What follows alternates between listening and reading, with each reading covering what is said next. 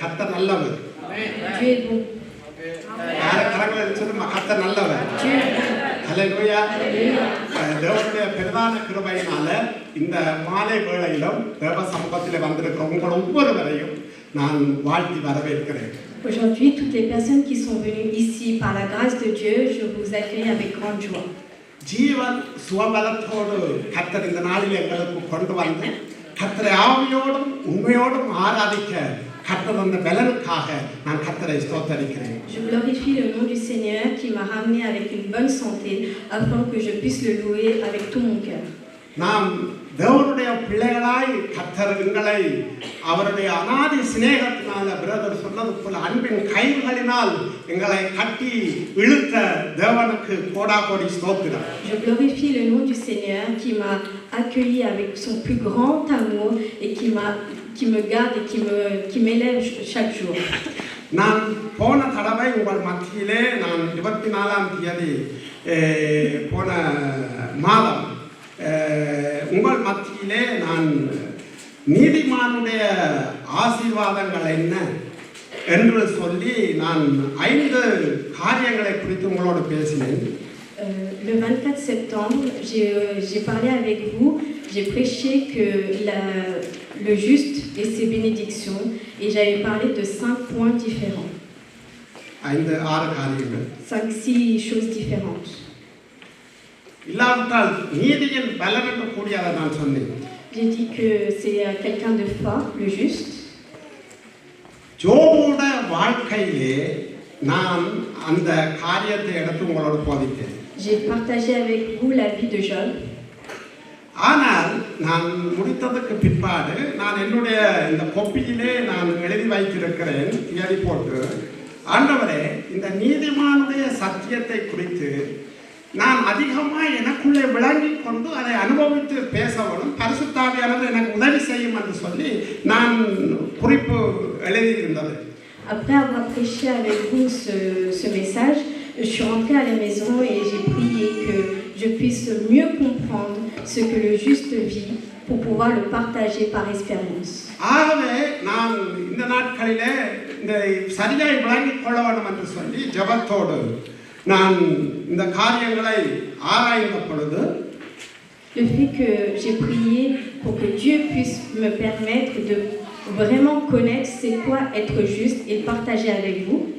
இந்த நீதிமான் என்கிற சத்தியத்தின் மகத்துவத்தை ஒரு சிறிய வெளிப்பாடு என்று தான் சொல்லுவேன். கர்த்தர் அந்த அளவுக்கு எனக்கு பெரிய சந்தோஷத்தோடு அதை இந்த வாழ்க்கையில் கற்றுத் தந்தேன். Dieu m'a appris avec une grande joie ce que c'est les secrets d'être un bon juste. விசுவாசத்தினால் நீதிமான் பிழைப்பான். Le juste vivra par la foi. நாம் யாவரும் எடுத்துக்கொள்வோம். ஆபகுக் தீர்க்கதரிசியின் புஸ்தகம் 1ஆம் அதிகாரம். On va tous prendre le livre de Habakkuk, le chapitre 1. Habakkuk 2ஆம் அதிகாரம் 4வது வசனம். Chapitre 2, verset 4. வாசிக்க கேட்போம். Voici son âme s'est enflée. Elle n'est pas droite en lui, mais le juste vivra par sa foi. இதோ அலங்காரியாய் இருக்கிறானே, அவனுடைய ஆத்துமா அவனுக்குள் செம்மையானதல்ல, தன் விசுவாசத்தினாலே நீதிமான் பிழைப்பான். Voici son âme s'est enflée. Elle n'est pas droite en lui, mais le juste vivra par sa foi.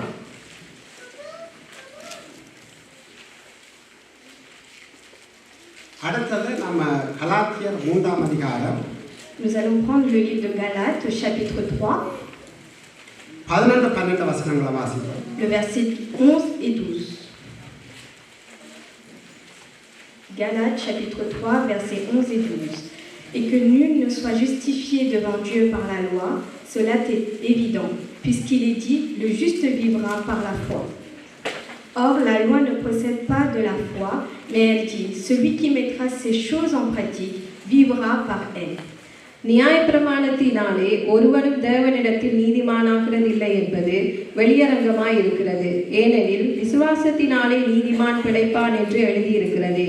நியாயப்பிரமாணமோ விசுவாசத்திற்குரியதல்ல, அவைகளை செய்கிற மனுஷனே அவைகளால் பிழைப்பான். எபிரேயர் 10ஆம் அதிகாரம் 38வது வசனம்.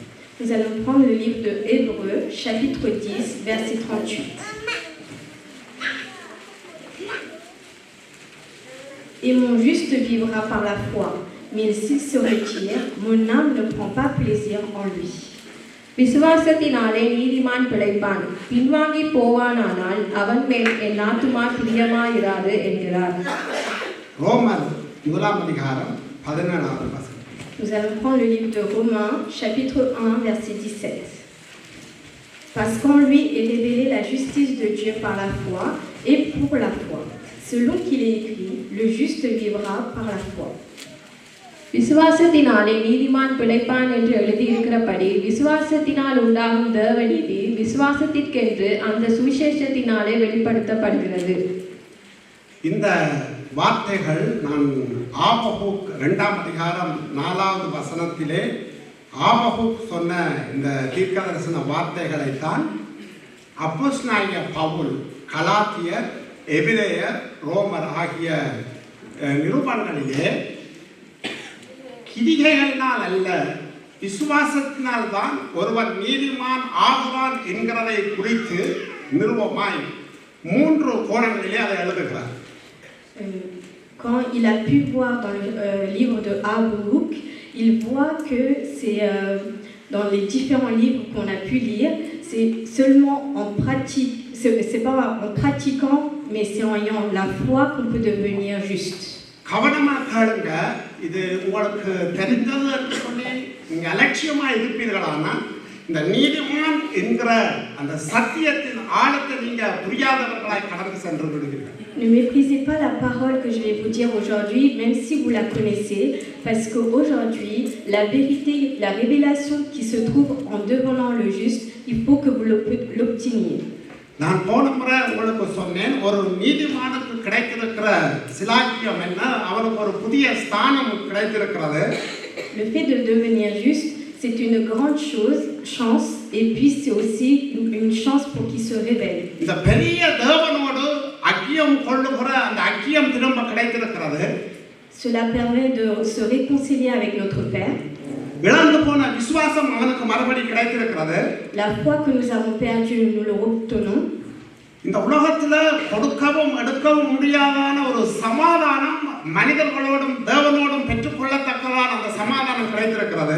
La paix que nous ne pouvons pas obtenir dans ce monde, Dieu nous le permet avec lui et avec les hommes. விடுதலை கொடுக்கப்பட்டிருக்கிறது. Nous avons obtenu la délivrance. அது என்ன விடுதலை? எங்களுக்குள்ள இருக்கிற சுயாதீனத்தை நாங்கள் தீமைக்கென்று அனுபவிக்காமல் தேவனுக்கு ஏற்ற விதத்திலே நாங்கள் அந்த சுதந்திரத்தை அனுபவிக்கிற விடுதலை. Le fait de pouvoir oublier l'égoïsme de ce monde, l'hypocrisie, et de pouvoir vivre en Christ. கடைசியாக சொன்னேன், பிள்ளை என்கிற ஸ்தானம் கொடுக்கப்பட்டிருக்கிறது. Et nous avons aussi obtenu le fait de devenir enfant de Dieu. நீங்க இந்த காரியத்தை விட அநேக காரியங்கள் நீதிமானுக்கு கிடைக்கிற ஆசீர்வாதங்கள் என்று வேதத்திலே இருக்கிறது. Il y a pas mal de choses, encore plus que celui que Nana vient de dire, le fait de devenir les bénédictions qu'on a de devenir juste. நாம உண்மையா இந்த நீதிமான் என்கிற சத்தியத்தை நாம சரியா புரிஞ்சு கொள்வோமா இருந்தா நாம தேவ சமூகத்துல நாம எங்களை இழக்கவோ தேவனை மகிமைப்படுத்தவோ அவருக்குரிய கனத்தை கொடுக்கவோ நீங்கள் ஒருபோதும் பின்னிருக்க மாட்டீர்கள். Vous n'allez pas regretter de devenir, de sacrifier votre propre vie afin d'obtenir la révélation qui est de devenir juste. இன்றைக்கு அந்த நீதிமான் என்கிற அந்த சத்தியத்தை நான் உங்களோட வாழ்க்கையில என்னுடைய வாழ்க்கையில நான் புரிந்து கொண்டதை சொல்ல பரிசுத்த ஆவியானவர் உதவி செய்வாராக. Que le Saint-Esprit puisse guider notre frère afin qu'il puisse vous dire la vérité qui est de devenir juste. பழைய ஏற்பாட்டுக்கும் புதிய ஏற்பாட்டுக்கும் நீதிமான் ஆகுதல் என்கிற சத்தியத்தை வித்தியாசத்தை முதல்ல நாங்கள் புரிந்து கொள்ள வேண்டும். Nous devons comprendre qu'il y a une différence entre l'Ancien Testament et le Nouveau Testament pour devenir juste. இந்த சரியான வித்தியாசத்தை நாங்கள் புரிந்து கொண்டாதான் புதிய ஏற்பாட்டில் நீதிமான் ஆக்கப்பட்டிருக்கிற நானும் நீங்களும் எப்படி கொண்டாட வேண்டும் என்கிறதை நீங்கள் புரிந்து கொள்வீர்கள். Si on comprend la différence qui est de devenir juste dans l'Ancien et le Nouveau Testament, alors nous pouvons glorifier et louer le Seigneur dans le Nouveau Testament. வடிவா புரிந்து கொள்ளுங்க. பழைய ஏற்பாட்டில் நீதிமான் ஆகுதல் அல்லது நீதிமான் என்கிற காரியம் ஒரு உறவோடு சம்பந்தப்பட்ட காரியம். Dans le Nouveau Testament, devenir juste ou être dans la justification, c'est vraiment la grâce de Dieu. அது ஒரு சக மனிதனுக்கு சக மனிதனோடுள்ள உறவு, இல்லாவிட்டால் தேவனுக்கு மனிதனோடுள்ள உறவை வைத்துத்தான் நீதிமான் என்கிற காரியம் பழைய ஏற்பாட்டில் எழுதப்பட்டிருக்கிறது. Dans l'Ancien Testament, ça parle de la relation qui est avec l'homme et avec Dieu. இந்த உறவின் அடிப்படையில் தேவனாயிருக்கலாம் மனிதனாயிருக்கலாம் தாங்கள் சொல்லுகிற காரியத்தை நிறைவேற்றுகிறதன் அடிப்படையில் அவர்களின் பெயர் நீதிமான் இல்லாவிட்டால் நீதி செய்கிறவன் என்று அந்த காரியம் பழைய ஏற்பாட்டில் எழுதப்பட்டிருக்கிறது. Dans l'Ancien Testament, on appelle le juste celui qui a accompli les choses correctement dans la relation avec les hommes et avec Dieu. தேவனோ மனிதனோ இல்லாவிட்ட சில மனிதன் தேவ கட்டளைகளுக்கு கீழ்ப்படிந்து சில நிபந்தனைகளுக்கு கீழ்ப்படிந்து அவன் செயற்படுகிற பொழுது அவனை நீதிமான் என்று பழைய ஏற்பாட்டில் அழைக்கப்பட்டிருக்கிறது. Dans l'Ancien Testament, on appelle le juste celui qui obéit aux commandements et qui accomplit les préceptes. நீங்க வடிவா புரிஞ்சு கொள்ளணும். பழைய ஏற்பாட்டு புத்தகத்துல நீதிமான் என்று வருகிற சொல் தேவனுடைய கட்டளைக்கோ இல்லாட்டி பிரமாணத்துக்கோ இல்லாவிட்டால் தேவன் ஒருவனோடு ஒருவர் மனிதர்கள் செய்த உடன்படிக்கைக்கு ஒப்பந்தத்துக்கோ கீழ்ப்படி இருந்து நடக்கிற பொழுது அந்த மனிதனை நீதிமான் நீதி செய்கிறவன் என்று அழைக்கப்பட்டார்கள். Dans l'Ancien Testament, il faut qu'on comprenne très bien que celui qui a appelé le juste, celui qui est justifié, c'est celui qui accomplit les commandements de Dieu et qui agit correctement et qui est bien dans la relation avec Dieu et avec les hommes. இது ஒரு வேத படிப்பு மாதிரி இருந்தாலும் தேவையாக நானும் நீங்களும் அறிந்து கொள்ளப்பட வேண்டிய மிக முக்கியமான சத்தியம். Cela peut ressembler à une étude biblique, mais je vous révèle la vérité correctement. எபிரேய வார்த்தையில நீதிமான் என்று சொல்றதற்கு பழைய ஏற்பாட்டில் சாதிக் என்ற வினைச்சொல் பயன்படுத்தப்பட்டிருக்கிறது. Dans hébreu, il est dit pour juste un rang. அதுல தமிழ் அர்த்தம் என்னன்னா நேராக அல்லது உறுதியான என்ற அர்த்தத்தில் இந்த சாதிக் என்ற எபிரேய சொல் பயன்படுத்தப்பட்டிருக்கிறது. நேராக உறுதியான என்ற அர்த்தத்தில் இந்த எபிரேய சொல் பயன்படுத்தப்பட்டிருக்கிறது. Le mot juste est dit concrètement affirmé, confirmé dans la parole. அது மட்டுமல்லாமல் நீதி உண்மை உத்தமமான காரியம் என்பதற்கும் இந்த சாதிக் என்ற இந்த எபிரேய சொல் பயன்படுத்தப்படுகிறது. Le mot qui est dit rend juste dans la parole, c'est celui qui est confirmé, qui est conforme, concret dans la parole de Dieu. ஒரு மனிதன் தனக்கு நியமித்த காரியத்தை நேர்த்தியாக சரியாக உண்மையான உறுதியோடு செய்து முடிக்கிற பொழுது அந்த மனிதனை நீதிமான் நீதி செய்கிறவன் என்று அழைத்தார். Le juste est appelé juste, on peut dire celui qui est justifié, celui qui agit correctement, qui agit correctement dans la parole de Dieu. அதனாலதான் நான் பழைய ஏற்பாடு எங்கும் புதிய ஏற்பாட்டிலே சொல்லப்பட்ட அந்த நீதிமான சத்தியத்தை சேர்த்து நம்ம குழப்புவோமா இருந்தால் இந்த நீதிமானை குறித்த காரியத்தை நாங்கள் விளங்கிக் கொள்ள மாட்டோம். Si on mélange l'Ancien Testament et le Nouveau Testament, ce qui est dit du juste, alors on ne peut pas tout comprendre. நான் ஜோபை குறித்து உங்கள் மத்தியில நான் ஜோபுட நீதியை குறித்து நான் உங்கள் மத்தியில பிரசங்கிச்சேன். La dernière fois, je vous ai parlé de Job et comment sa vie est justifiée. ஜோபுடைய வாழ்க்கையில அவனை நீதிமான் என்று சொன்னதற்கும் என்னையும் உங்களையும் நீதிமான் என்று சொல்லுவதற்கும் எவ்வளவு பெரிய டிஃபரன்ஸ் இருக்கு. Il y a une très grande différence entre ce qui est dit de Job qu'il est juste et que nous et vous, nous sommes appelés des justes. அதை உண்மையை பார்க்க ஆனால் ஆண்டவருக்கு நான் நன்றி சொன்னேன். ஆண்டவரே, நான் ஒரே விதமாக அதை பார்த்துட்டேனே, இன்றைக்காவது உங்களுடைய வார்த்தையில வெளிச்சத்தில் நீங்கள் எனக்கு தந்த அந்த வெளிச்சத்தை என்னுடைய ஜனங்கள் உங்களுடைய ஜனங்கள் அதை பெற்றுக்கொண்டு நீதிமான்கிற சத்தியத்தில் கொண்டாடணும். ஆண்டவரே, எனக்கு உதவி செய்யணும்னு நான் ஜெபிச்சிருக்கிறேன். Jeremiah, quand il a eu cette révélation de la parole de devenir juste, il a été énormément reconnaissant envers Dieu afin de mieux comprendre ce qui est de devenir juste ensemble dans ces temps derniers. நான் சொன்ன காரியத்தை நீங்கள் விளங்கிக் கொள்றதுக்காக பழைய ஏற்பாட்டில் நீதிமான் என்று வார காரியத்தை 1-2 உதாரணங்கள் பார்த்துட்டு நாம் புதிய ஏற்பாட்டுக்கு கடந்து செல்வோம். நாம் ஜோபு 16ஆம் அதிகாரம் 29வது வசனத்தை நாம ஒரு வாசிக்க கேட்போம். Nous allons prendre Job, chapitre 19, 16-19.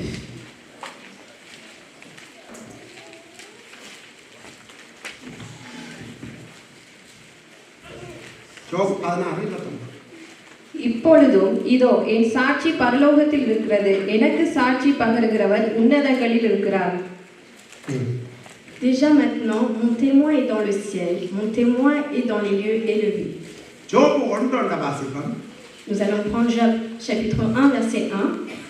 Il y avait dans le pays d'Uz un homme qui s'appelait Job, et cet homme était intègre et droit. Il craignait Dieu et se détournait du mal. ஊத்ஸ் தேசத்திலே யோபு என்னும் பெயர் கொண்ட ஒரு மனுஷன் இருந்தான். அந்த மனுஷன் உத்தமனும் சன்மார்க்கனும் தேவனுக்கு பயந்து பொல்லாப்புக்கு விலகுறவனுமாய் இருந்தான். ஜோபு 16:29 வாசிங்க. Nous allons reprendre Job, chapitre 16, verset 29. ஜோபு 16:29. Verset 19. Déjà maintenant, mon témoin est dans le ciel, mon témoin est dans les lieux élevés. இப்போதும் இதோ என் சாட்சி பரலோகத்தில் இருக்கிறது, எனக்கு சாட்சி பகருகிறவர் உன்னதங்களில் இருக்கிறார்.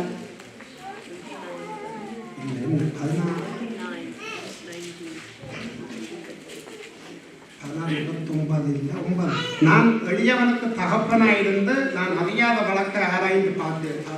Verset 9. பார்த்தவங்க சொல்லுங்க.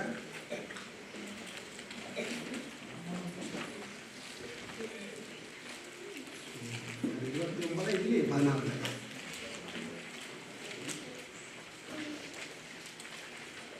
சரி, இது வசனம் இருக்கும். நான் 29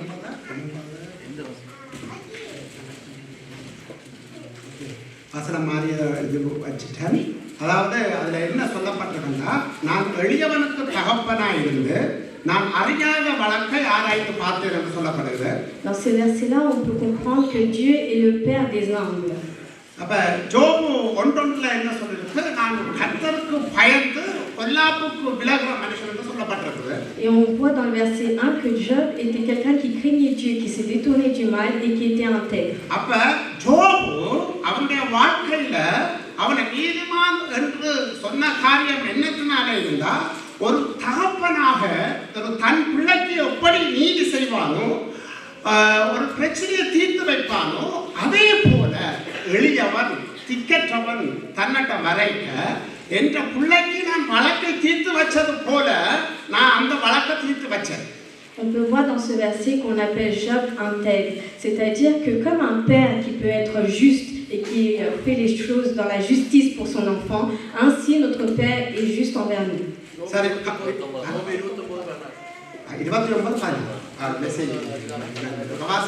Nous allons prendre Job, chapitre 29, verset 16. J'étais le père des misérables, j'examinais la cause de l'inconnu. நான் எளியவர்களுக்கு தகப்பனாயிருந்து நான் அறியாத வழக்கை ஆராய்ந்து பார்த்தேன்.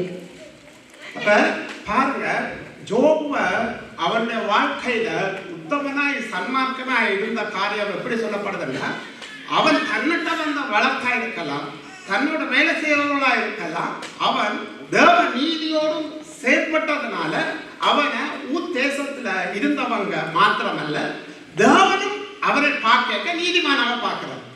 Job était appelé intègre et droit. Et en fait, les gens de Uz, quand ils venaient le rencontrer, il était généreux avec les personnes qui étaient misérables. ஆகவே ஜோபு வாழ்ந்த இந்த வாழ்க்கையை குறித்து செய்த செயலை குறித்து தான் ஜோபுவை நீதிமானாக வேதம் சித்தரிக்கிறது. La Bible annonce que Job était intègre et droit selon sa façon de vivre. அதாவது அவனுடைய செய்கை, அவனுடைய நடத்தையை வைத்து, sa manière, ses actions, sa manière de pratiquer dans sa vie, on a pu l'observer et l'appeler ainsi. என்னது விதத்துல சொல்லப்படுமா இருந்தா, அவனுடைய கிரியை வைத்து வேதம் என்ன சொல்றது? அவன் நீதிமான். En voyant les actions de Job, on a pu l'appeler intègre. நீதிமொழிகளை திருப்பிக் கொள்வோம். On va prendre le livre des Proverbes. 14:39 எடுத்துக்கொள்வோம். 14:39.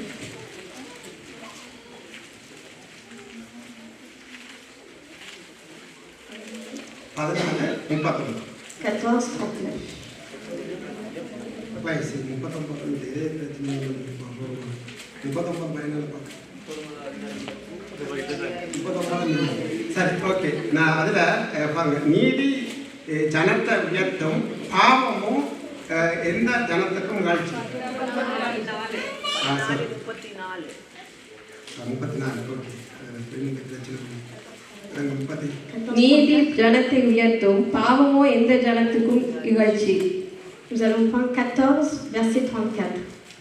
அப்ப பாருங்க என்ன சொல்ல, நீதி ஜனத்துக்கு உயர்த்தும், பாவமோ எந்த ஜனத்துக்கும் நிகழ்ச்சி. அதாவது ஒருவன் நீதி செய்வானா இருந்தா பழைய பாட்டில் அவனுக்கு நீதிமான், நீதி செய்பவன் என்று அந்த அர்த்தத்திலே பழைய பாட்டில் வழங்கப்பட்டது. Nous pouvons voir de son verset, la justice élève une nation, mais le péché est la honte des peuples. அப்ப நாங்க மறக்கக்கூடாது, பழைய பாட்டை நாங்க வாசிக்கிற பொழுது ஒன்றை நம்முடைய இதயத்தில் புரிஞ்சு கொண்டு அதை வாசித்து தியானிக்க வேணும்.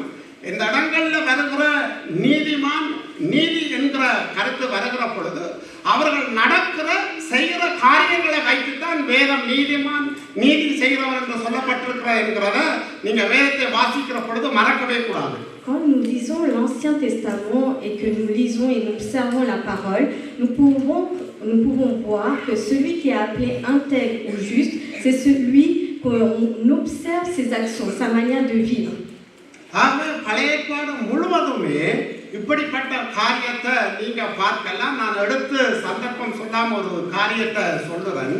சவுலுடைய தாவீதுடைய வாழ்க்கையை நீங்க பார்ப்பீர்களா இருந்தால், Si nous observons la vie de Saül et de David, நீங்க ஒன்றை சவுல் சொல்லுவான், சவுலை கொல்லக்கூடிய ஒரு சந்தர்ப்பம் வருகிற பொழுதும் சவுலை தாவீது கொல்லாமல் அவன்கிட்ட இருந்த அந்த தடியையும் பாத்திரத்தையும் எடுத்து கொண்டு போறதை பார்க்கிறோம்.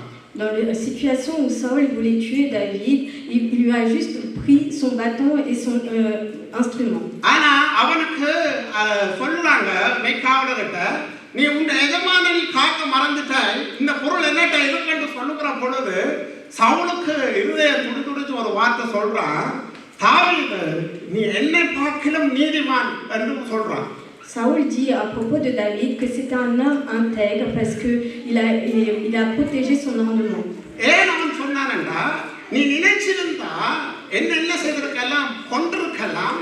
ஆனா நீ என்ன எப்படி பார்த்தாய்னா, தேவனால நான் நியமிக்கப்பட்ட ஒரு ராஜாவாக, தேவனால நீ நியமிக்கப்பட்டதா இருக்கிறதுனால தேவன் அந்த உடன்படிக்கையை நீ பார்த்து கனம் பண்ணி, நான் உனக்கு தீமை செய்த பொழுதும் நீ எனக்கு நன்மை செய்த என்ன உயிரை எடுக்க இல்லை, ஆகவே நீ என்னை பார்க்கலும் நீதிமான் என்று சொல்ற.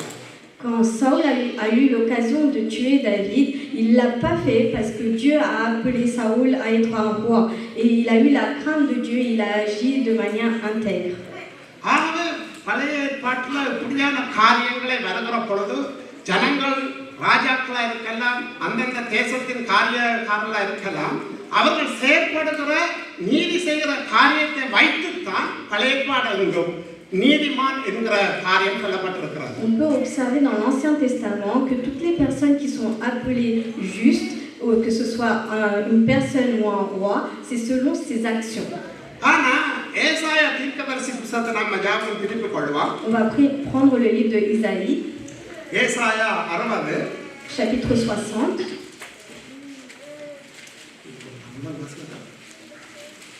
ஏசாயா 60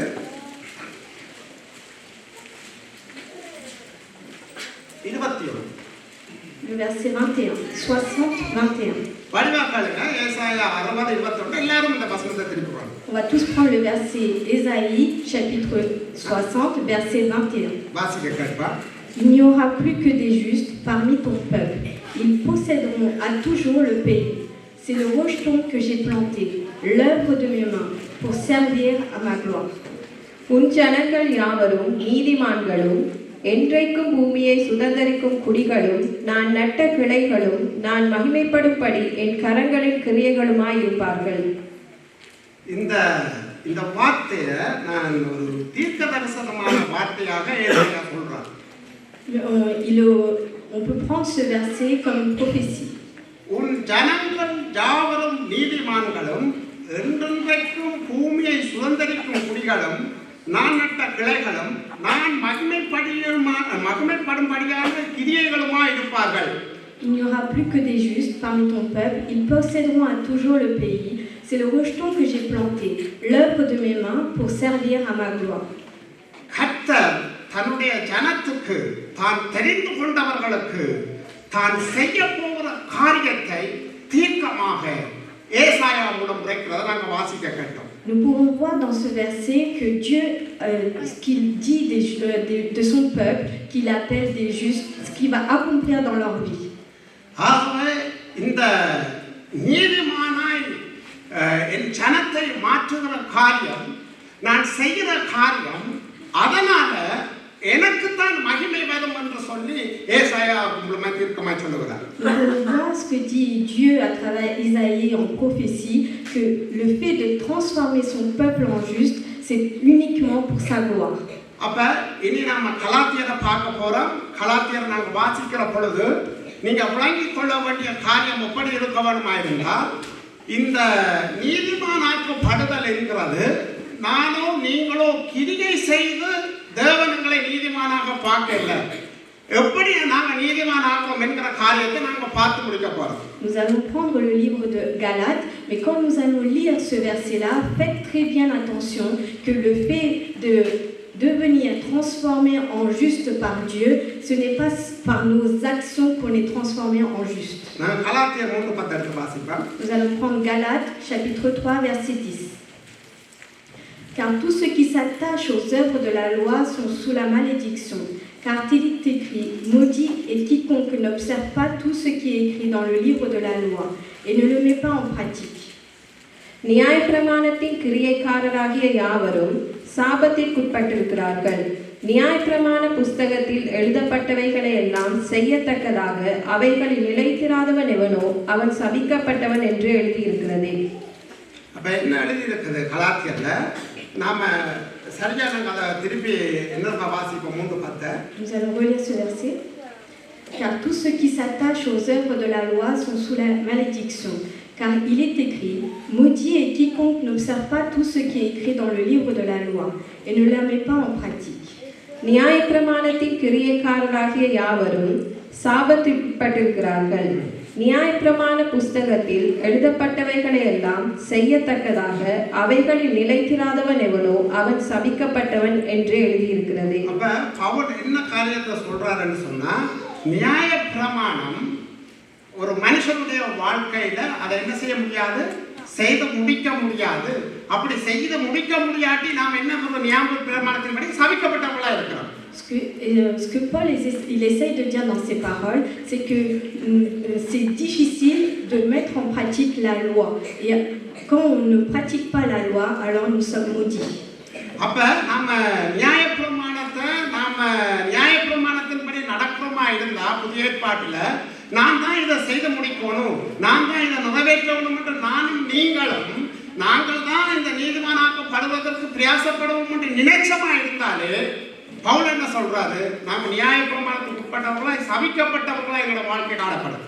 Nous pouvons observer que dans la loi, le fait de tenter de obéir, de pratiquer la loi, alors nous ne pouvons pas, alors nous serons maudits.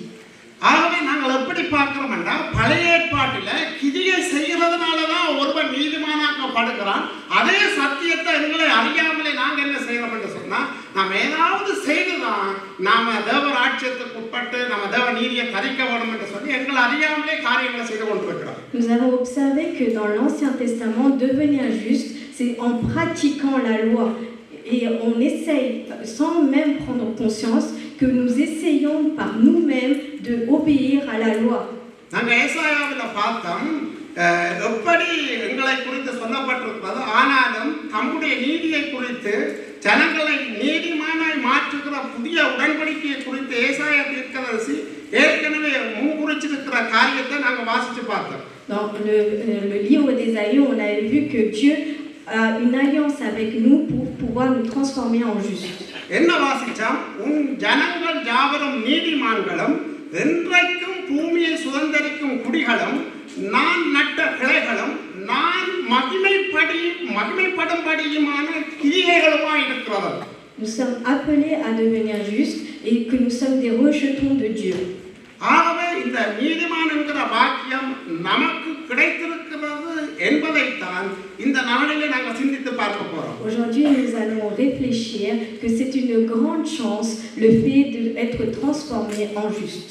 நான் ஏற்கனவே பிரசங்கிக்கும் பொழுது நான் சொன்னேன், இயேசு கிறிஸ்துவ சொந்த இரட்சகராக ஆண்டவராக ஏற்றுக்கொண்டிருக்கிற உங்களுக்கும் எனக்கும் தேவன் எங்களை நீதிமானாக பார்க்கிறார். Dieu nous voit comme des justes par le fait que Dieu nous a acceptés et qui nous guide tous les jours. அப்படி சொல்லுகிற பொழுது நான் எழுத்தின்படி தான் காரியங்களை பார்த்தேன். Quand il prononce ces mots-là, il le dit en observant la parole de Dieu. உண்மையாகவே நான் செய்த பாவத்துக்கும் தண்டனைக்கும் ஒரு நீதி செலுத்தப்பட வேண்டும். Pour le péché que j'ai commis, je devrais obtenir une condamnation. Mais c'est la grâce de Dieu que je sois justifié. இந்த உலகத்துல ஒரு மனுஷன் தவறுகிறானா இருந்தால், இல்லாவிட்டால் குற்றம் இழைக்கிறவனா இருந்தால், இந்த தேசத்துல ஒரு மனிதன் இழைத்த அநீதிக்கு உரிய தண்டனை செலுத்தப்பட வேண்டும். Celui qui commet une faute, une criminalité, il a une condamnation dans ce pays. அப்ப நாங்க கிறிஸ்துவ அறிவதற்கு முன்பதாக எத்தனையோ துரோகமான பாவமான மற்றவர்கள் தெரியாத அசிங்கமான காரியங்கள் உங்களுடைய வாழ்க்கையில் இருந்தது. Avant de connaître Dieu, nous avons commis énormément de péchés, nous avons vécu contraire à la loi de Dieu. அப்ப நான் பரிசுத்த தேவனுக்கு நான் பிள்ளையாக மாறி இருக்கிறேன் என்று நான் சொன்னா, அந்த பரிசுத்த தேவன் ஏற்றுக்கொள்ளக்கூடிய ஒரு பரிசுத்தமான வாழ்க்கை எனக்குள்ள இருக்க வேண்டியது மிக அவசியமானது. Le fait d'être l'enfant du Père qui est pur, qui est saint, c'est important que nous soyons nous-mêmes justes. கொஞ்சம் யோசிச்சு பாருங்க, தேவனை குறித்து சொல்லப்படுகிறது அவர் பரிசுத்தர். Nous pouvons observer dans la parole que Dieu est saint. பாவத்தை பார்க்காத சுத்த Kannan. C'est un Dieu qui ne regarde pas le péché. அப்ப எங்களோட வாழ்க்கையில தேவன் விரும்புகிற பரிசுத்தத்தை நானும் நீங்களையும் சம்பாதிச்சு தேவனுக்கு பிள்ளையாகிறது என்கிறது எங்களுடைய வாழ்க்கையில எத்தனை கோடி வருடங்கள் கொடுத்தாலும் அதை நானும் நீங்களும் செய்ய முடியாது. Nous pouvons donner des années pour être transformés en justes, pour ne pas faire de péché et de vivre correctement pour le Dieu saint. Mais ce n'est pas possible. ஆனா அந்த சிலாக்கியமான நீதிமான் என்கிற அந்த வாழ்வை எனக்கும் உங்களுக்கும் சம்பாதிச்சு தந்தது யாருன்னு சொன்னால் ஆண்டவராகிய இயேசு கிறிஸ்து. Le fait d'être transformé en juste, cette grande chance, cette grande récompense, on l'a seulement obtenue par notre Dieu Jésus-Christ. வேதம் சொல்லுகிறது, பிதாவாகிய தேவன் பாவம் அறியாத அவரை பாவமாக்கினார். On peut voir dans la parole de Dieu que Jésus, qui n'a jamais connu le péché, a été transformé en péché pour nous. நானும் நீங்களும் நியாயமாய் சிலுவையிலே அறைந்து தண்டிக்கப்பட்டாலும் நாம் தேவனுக்கு பிள்ளைகளாக முடியாது. அதற்கு மேலாக என்னுடைய உங்களுடைய எல்லா பாவங்களையும் மனுக்குலத்தின் முழு பாவங்களையும் தானே சுமந்து தீர்த்து எனக்காக நீதி செலுத்தி என்னுடைய பாவத்தை ஏற்றுக்கொண்டு தன்னுடைய நீதியை அவர் எனக்கு தந்திருக்கிறார்.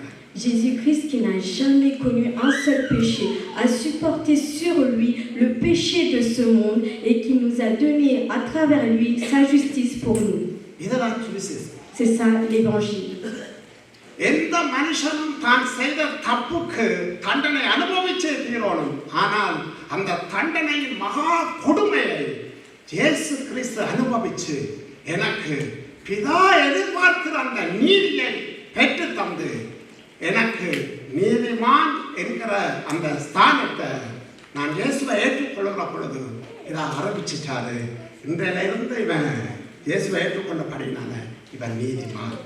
Chaque personne qui commet un péché doit être condamnée. Mais cette condamnation, Jésus-Christ l'a prise sur lui afin que nous puissions obtenir sa justice à travers nous et que nous pouvions être appelés par Dieu aujourd'hui, que nous sommes justes. நீங்கள் அதை எப்படி விளங்கிக் கொள்ள வேணும்னா, ஒரு ஜட்ஜிட்ட நம்ம ஒரு கையக்களவமாக ஒரு பெரிய தண்டனையை பெற்ற ஒரு மனிதன் நீதிமன்றத்தில் இருக்கிறான், வழக்கு நடந்து கொண்டிருக்கிறது. Nous pouvons prendre un exemple, un criminel vient au tribunal devant un juge.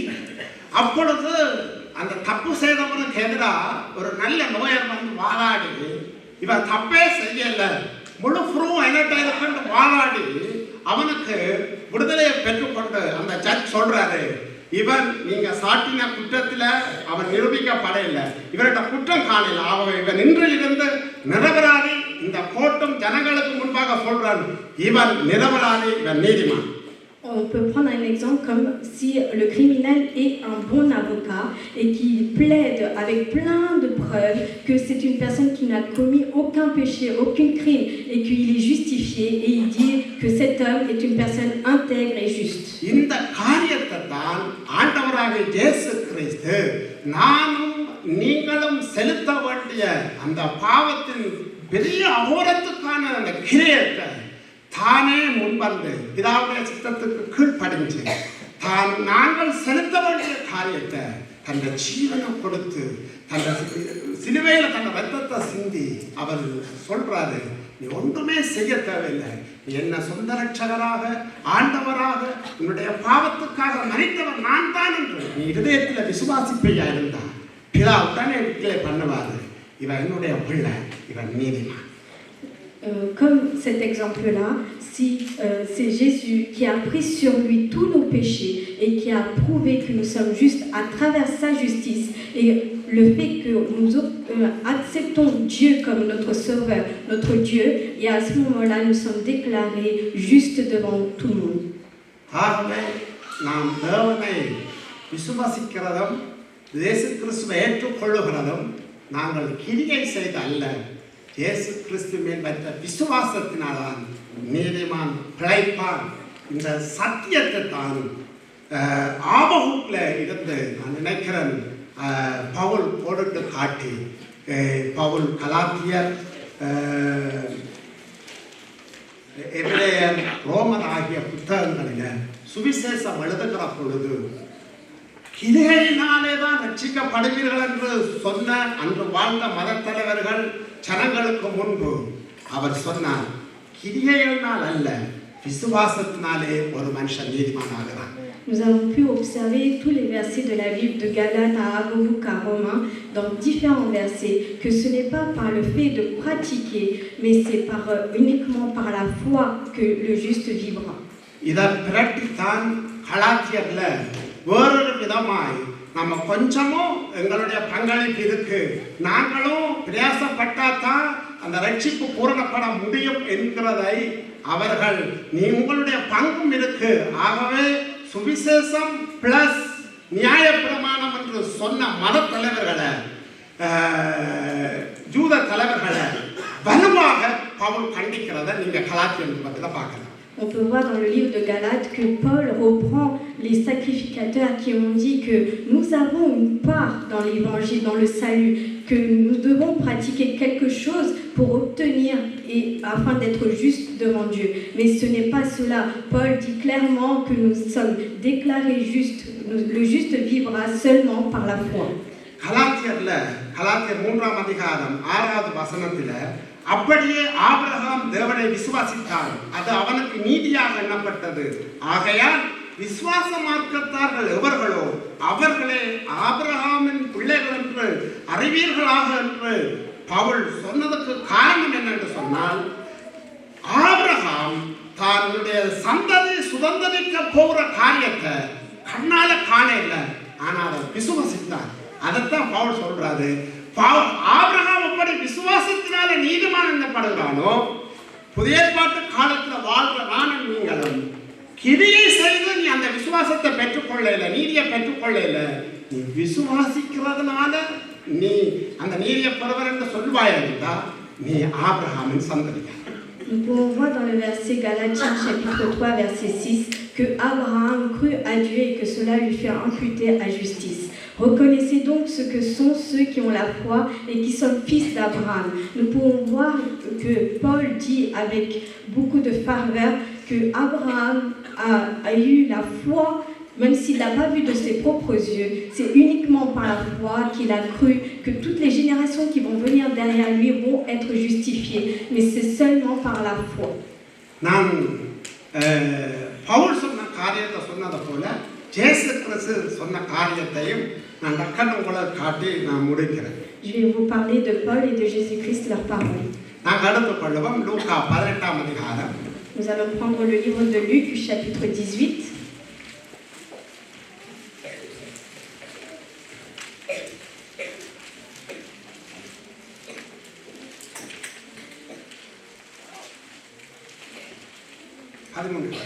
Le verset 13.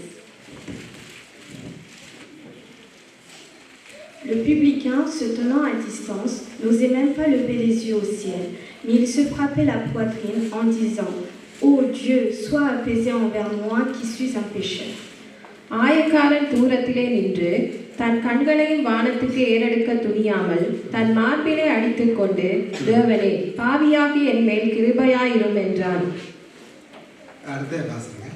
அவன் அல்ல, இவனே நீதிமானாக்கப்பட்டவனாய் தன் வீட்டுக்கு திரும்பி போனான் என்று உங்களுக்கு சொல்கிறேன். ஏனெனில் தன்னை உயர்த்துகிறவன் எவனும் தாழ்த்தப்படுவான், தன்னை தாழ்த்துகிறவன் உயர்த்தப்படுவான் என்றார்.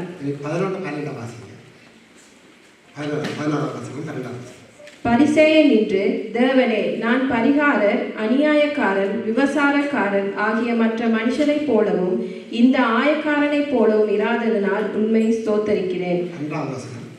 வாரத்தில் 2 தரம் உபவாசிக்கிறேன், என் சம்பாத்தியத்தில் எல்லாம் தசமபாகம் செலுத்தி வருகிறேன் என்று தனக்குள்ளே ஜெபம் பண்ணினான். Nous allons prendre le livre de Luc, chapitre 18, versets 11-12. Le pharisien, debout, priait ainsi en lui-même. Ô Dieu, je te rends grâce de ce que je ne suis pas le reste des hommes qui sont ravisseurs, injustes, adultères ou même comme ce publicain. Je jeûne 2 fois dans la semaine, je donne la dîme de tous mes revenus. Nous pouvons voir le pharisien et le publicain. Qu'est-ce que dit le pharisien? Il dit tout ce qu'il fait pour Dieu. Comment il le dit?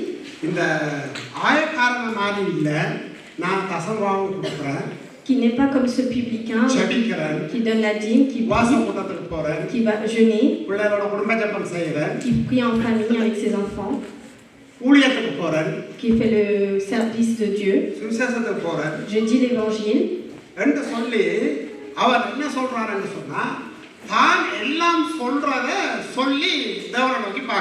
Il voit Dieu en disant tout ce qu'il fait pour lui. Mais que dit le publicain?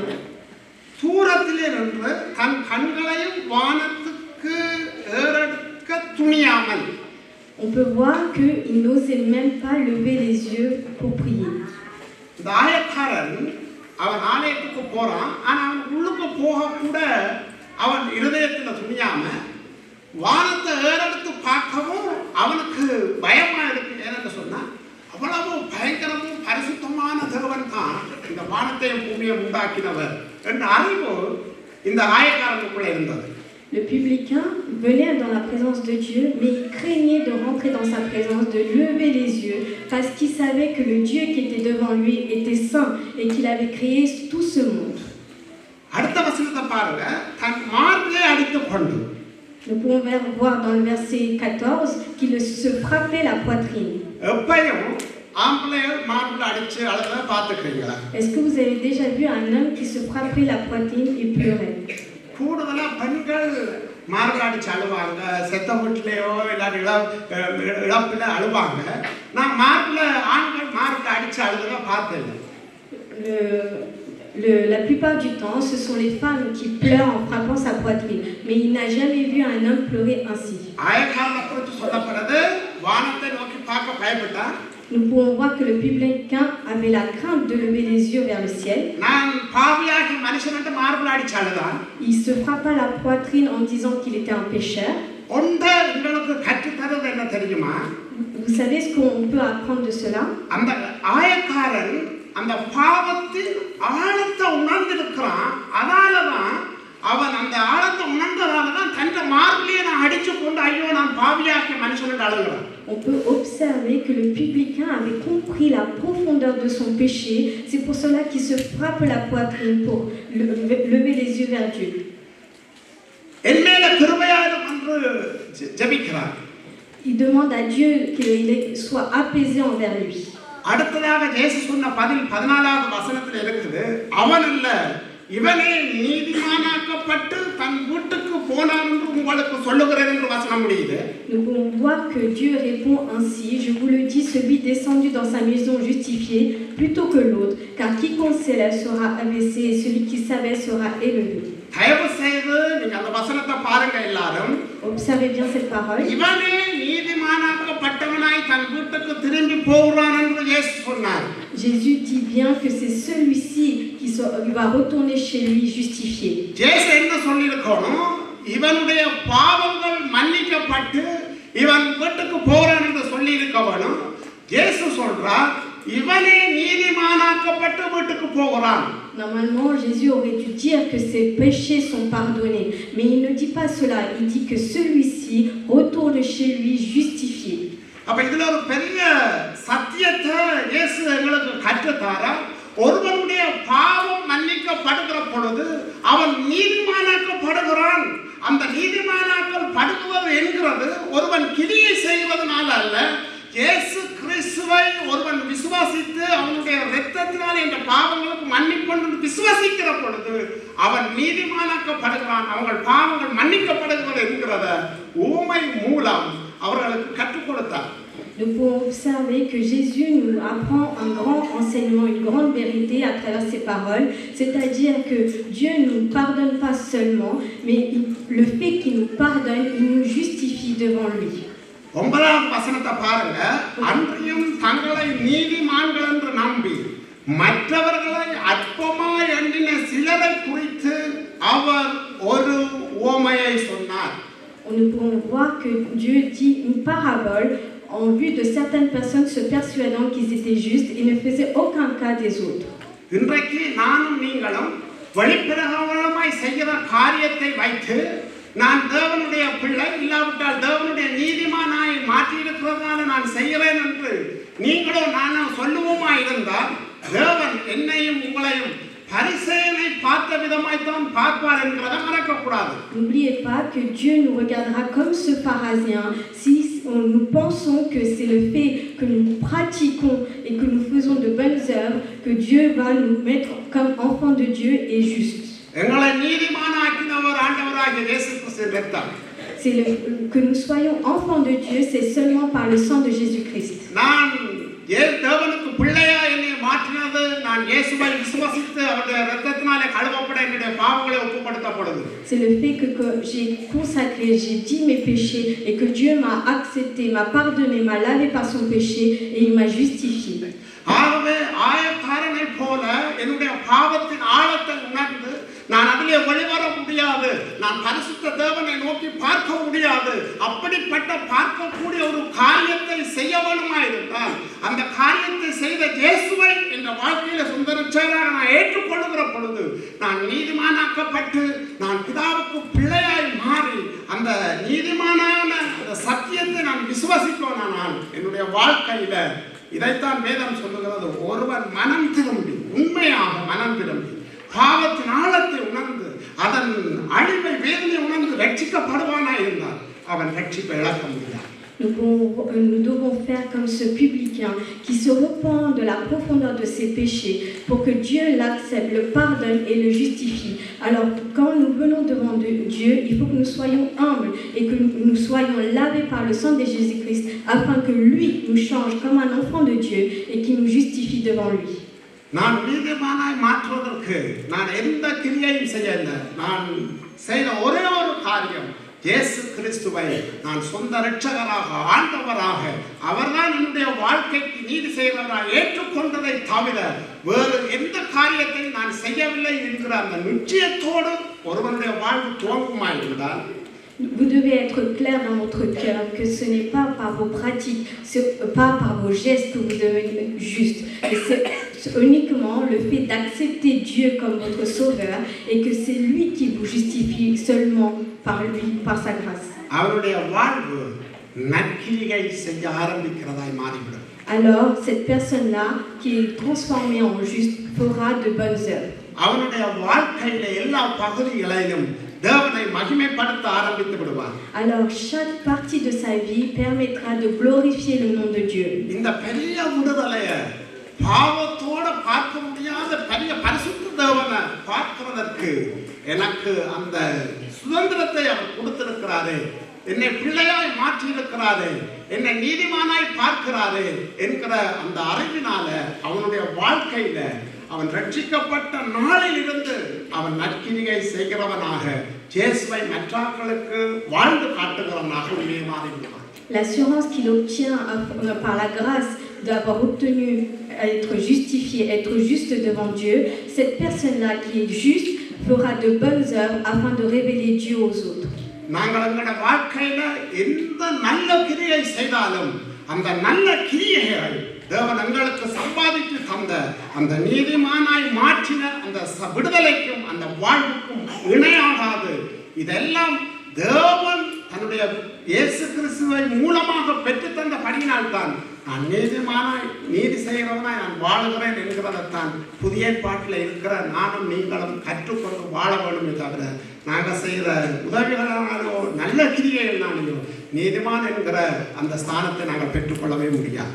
Le fait d'accomplir chaque bonne œuvre dans notre vie, c'est uniquement le fait que Dieu nous a justifiés et que nous puissions par sa grâce faire ces bonnes choses-là. Mais ce n'est vraiment pas par nos pratiques, par nos actions qu'on a pu réaliser tout cela. ஆகவே நாம் இதை குறித்து கொஞ்சம் நம்மளோட வாழ்க்கையில் நம்ம தியானிப்போம். எங்களோட வாழ்க்கையில பழைய பாட்டில் வாழ்ந்தவங்கள் செய்த எல்லா கிரியைகளை விட நன்மைத்தனங்களை விட இயேசு கிறிஸ்துவால் நீதிமானாக்கப்பட்ட என்னுடைய உங்களுடைய வாழ்க்கையில இருக்கிற காரியங்கள் விசேஷித்தவைகளாக இருக்க வேண்டும்.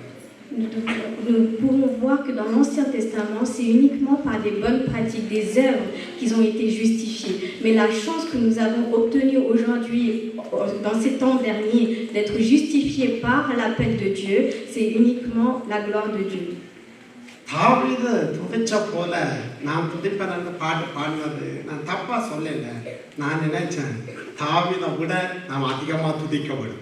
Il est vrai que nous devons louer le Dieu plus fort et plus grandement que David. தாவீதை விட அதிகமாக கம்பீரிக்கணும். ஏன் தெரியுமா? தேவன் எங்களுக்கு பெற்று தந்த நீதியை நம்ம இழக்கவே முடியாது. Nous pouvons louer le Seigneur encore plus que lui parce que la justification que nous avons obtenue de Dieu, nous n'allons jamais la perdre. அதனாலதான் இந்த கருகலான சத்தியத்தை புரிஞ்சு கொள்றது கஷ்டம். ஒருவன் உண்மையாக ரட்சிக்கப்பட்டிருப்பானா இருந்தா அவன் ரட்சிப்பை இழக்கவே முடியாது. தன்னுடைய வாழ்க்கையில அவன் விடுதலுக்குள்ள போனாலும் அவனுக்கு தெரியும் என்னை நீதிமானாய் மாற்றினவர் கர்த்தர். கர்த்தர் ஒருவனை நீதிமானாய் மாற்றியிருப்பாரானால் அவன் அந்த நீதிமான ஸ்தானத்திலிருந்து இழக்கவே முடியாது. ஏனென்று சொன்னால் பரலோகம் அது பெரிய விலைக்கிரயத்தை கொடுத்திருக்குது. அது என்னென்று சொன்னால் இயேசு கிறிஸ்துவின் இரத்தம் அப்படியே ஜீவன். Nous pouvons voir que le fait d'être appelé juste et intègre aujourd'hui, c'est uniquement un grand cadeau du paradis qui a sacrifié la vie de Jésus-Christ pour nous afin d'être justifiés. ஆகவே எங்களுடைய வாழ்க்கையில நாம் ஞாபகம் எழுந்திருப்போம். நான் எந்த அளவுக்கு உங்களுக்குள்ள இந்த காரியத்தை நான் விளக்கமாய் சொன்னேனோ, பரிசுத்த ஆவியானவர் உங்களுக்குள்ள எப்படி அதை விளங்கப்படுத்தினாரோ தெரியல. ஆனால் ஒன்றை நான் விசுவாசிக்கிறேன், என்னுடைய வாழ்க்கையில இதை நான் பார்க்கிற பொழுது, கண்டு கொண்ட பொழுது, காலையில இருந்த விடியப்புறத்தில் இருந்து எனக்குள்ள சும்மா இருக்க முடியல. நான் தேவனை அறியாம நான் தேவனை மகிமைப்படுத்தி கொண்டே இருந்தேன். என்ன காரியம் செய்தாலும் என் இருதயம் பாடுகிறத மகிழ்கிறத நான் உங்களுக்கு சொல்ல வேணும் என்று சொல்லல. நான் செய்ததை சொல்றேன். நடக்கிற பொழுதும் பாத்ரூம்ல பொழுதும் குளிக்கிற பொழுதும் என் இருதயத்தில் நான் நீதிமானாக்கப்பட்டிருக்கிறேன் என்கிற அந்த சத்தியம் என்கிறது அது கிரியைகளினால் அல்ல, விசுவாசிக்கிற பொழுது இயேசு எனக்காய் செய்த காரியத்தை நான் விசுவாசித்து ரட்சிப்பு எப்படி வந்ததும் பாவ மன்னிப்பு எப்படி வந்ததோ அதோட சேர்ந்து பிதா என்னை நீதிமானாய் பார்க்கிறார். ஆகவே வேதம் சொல்லுகிறது, தேவன் நீதிமானாக்கினவனை குற்றப்படுத்துகிறவன் யார்? தேவன் நீதிமானாக்கப்படுத்தினவனை குற்றப்படுத்துகிறவன் யார்? என்னையும் உங்களையும் தேவன் அப்படித்தான் பார்க்கிறார். உண்மையாக நாம் மனம் திருப்பியிருப்போமானால் பாவத்திலே நாம் உழன்று கிடக்க மாட்டோம். ஏதோ தற்செயலா விழுந்துட்டோமா இருந்தால் சொல்லுவாங்க, அந்த வெயிலில் புழு துடிக்கிறது போல துடிச்சு அந்த பரிசுத்த தேவனை நோக்கி இயேசு கிறிஸ்து ரத்தத்தால கழுவப்பட்டு நம்ம மறுபடியும் அவரை மகிமைப்படுத்த, மறுபடியும் தேவனை கொண்டாட, மறுபடியும் தேவன் எங்களுக்கு தந்த அந்த ரட்சிப்பின் மேன்மையை மகள பரிசுத்த ஆவியானவர் எங்களுக்கு கிருபை செய்வாராக. பாலிவ பிள்ளைகளாக உங்களை நோக்கி பார்த்து, தாய்காப்பு மாதிரி உங்களை நோக்கி பார்த்து நான் கேட்கிற கேள்வி உண்டுதான், நீங்க தேவனை ருசி பார்த்திருப்பீர்களானால், கர்த்தர் எங்களுக்கு தந்த ரட்சிப்பின் மேன்மையை உண்மையா உணர்ந்திருப்பீர்களானால், இந்த இடத்துல நீங்க போற சத்தமும் நீங்க தேவனை துதிக்கிற துதியும் அதை வெளிப்படுத்தும். நீங்க எப்படி கர்த்தரை கொண்டாடுவீர்கள் என்று நானும் இந்த எத்தனையோ வருஷமா இந்த இடத்துல இருந்து நான் தேவனை பாடினதை பார்க்க, இப்பொழுது நான் இருதயத்தில் இருந்து பாட உறவுக்கு கர்த்தர் எனக்கு கிருபை பாராட்டி இருக்கிறேன். எனக்கு கிருபை செய்த தேவன் உங்களுக்கும் கிருபை செய்வார். நான் உண்மையா மனதில் ஏறுற பொழுது கூட மனம் படிக்கிற ஒவ்வொரு பாடலையும் தேவன் எனக்குள்ள உணர்த்தி எனக்குள்ள சந்தோஷப்படுத்தினு தெரியுமா? நாங்கள் என்று சொல்லக்கூடாது. நான் எனக்காக நீ ரத்தம் சிந்தினேன், எனக்காக நான் எப்போதும் பாடல் பாடுகிற பொழுது நாங்கள் என்று அதில் வரி இருந்தாலும் தேவன் எனக்காக இதை செஞ்சிருக்கிறாரு, எனக்காக ரத்தம் செஞ்சிருக்கிறார், என்ன நீதிமான மாற்றி இருக்கிறாரு. இப்படி எனக்கு எனக்கு எனக்கு எனக்கு எனக்கு நீங்க உருவ பாராட்டி பாருங்க.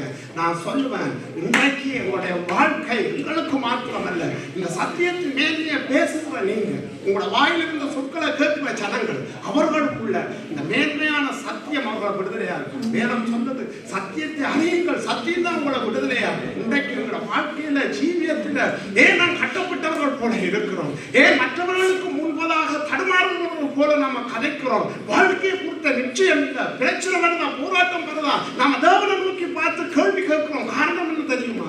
தேவன் எங்களுக்கு ஆயத்தம் பண்ணி இருக்கிற, தேவன் எங்களுக்கு செய்து முடித்திருக்கிற அந்த பெரிதான சிலாக்கியம், பாக்கியமான வாழ்வு, அதை குறித்ததான உண்மையான வெளிப்பாடு எனக்கும் உங்களுக்கும் இல்லாததாக பரிசுத்த ஆவியானவர் இந்த நாட்களில் கிருபை செய்வாராக. புதன்கிழமையில ரோமர் பாடம் அழகாக கற்றுக் கொடுத்து கொண்டு வருகிறார். நான் ஒன்று சொல்ற தேவ பிள்ளைகள், நீங்க வேலைக்கு போங்க, நீங்க எல்லாம் சம்பாதிங்க, ஆனா நீங்க சம்பாதிக்கிறதும் நாங்க உழைக்கிறதும் அது எங்களுக்கும் எங்களுக்கு பின்னுக்கு வர சந்ததிக்கும் அது ஆசீர்வாதமா இருக்க வேண்டுமானால் நாம் வார்த்தையினால் கட்டப்படுகிற ஒரு குடும்பத்தையும் பிள்ளைகளையும் வளர்த்தாத்தான் எங்களை பின்னடிக்கு எங்களுடைய குடும்பமும் பிள்ளைகளினால நாம் ஒரு ஆறுதல் உள்ள இழைப்பாறுதலுக்குள்ளே கடந்து செல்லலாம்.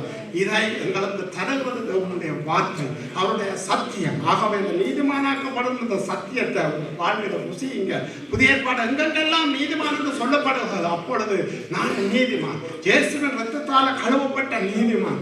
ஆகவே இந்த நீதிமான குறித்து தேவன் என்னென்ன ஆசீர்வாதங்கள் எல்லாம் வச்சிருக்கிறார், அத்தனை எனக்குரியது. நான் தேவனுடைய பிள்ளை, எனக்குள்ள தேவனுடைய சுதந்திரத்தை தந்திருக்கிறார், எனக்குள்ள விடுதலையை தந்திருக்கிறார். நான் அப்பொழுதும் தேவனுக்கு முன்பாய் தைரியமாய் கிட்டி செய்வேன். தேவன் ஜெபத்தை கேட்பார், நான் ஜெபிக்கிற பொழுது தேவன் கேட்பார், நான் துதிக்கிற பொழுது அந்த துதியை நறுமணமாய் ஏற்றுக்கொள்வார். அப்படி ஒரு விசுவாசம் உங்களை அறியாமலே வரும். நீங்க பாடுகிற பொழுதே தேவனுடைய பிரசன்னத்தை உணர்ந்து கொள்வீங்க. நான் சொல்றேன், ஒரு பாட்டு பாடுகிற பொழுது நான் தேவ பிரசன்னத்தை நான் எனக்குள்ள அபியாசிக்கிறேன். நான் அப்படியாய் தேவன் உங்களை நடத்துறத நான் உணர்றேன்.